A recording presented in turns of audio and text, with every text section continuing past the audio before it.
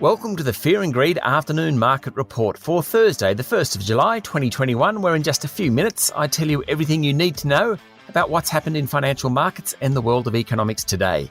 I'm Sean Aylmer.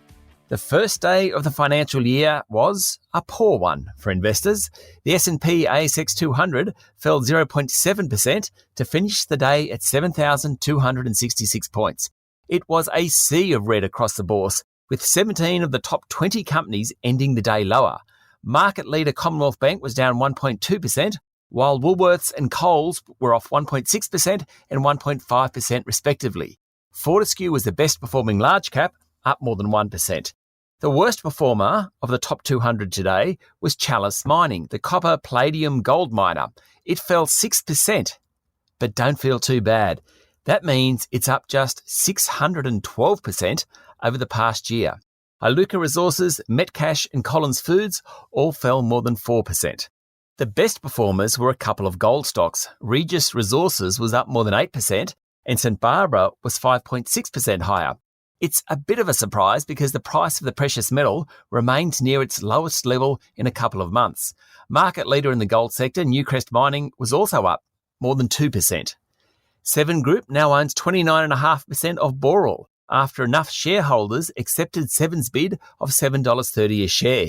The bid made last week was 80 cents higher than the previous offer and a 12% premium to Boral's share price when Seven announced a takeover offer back in May. If Boral can get to 34.5% by tomorrow afternoon, the amount paid to selling shareholders will rise to $7.40 a share.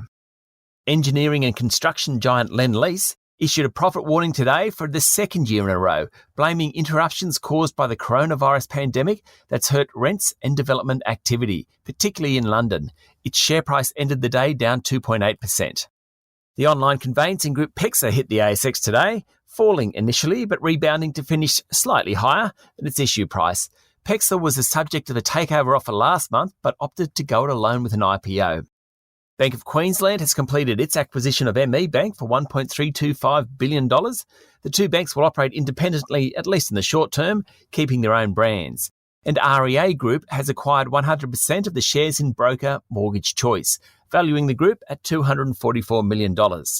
In economic news, the Australian Bureau of Statistics job vacancy figures show a jump of 23% over the 3 months to May 2021. Vacancies in Australia were 57% higher than in February 2020 before the pandemic. That's quite a recovery.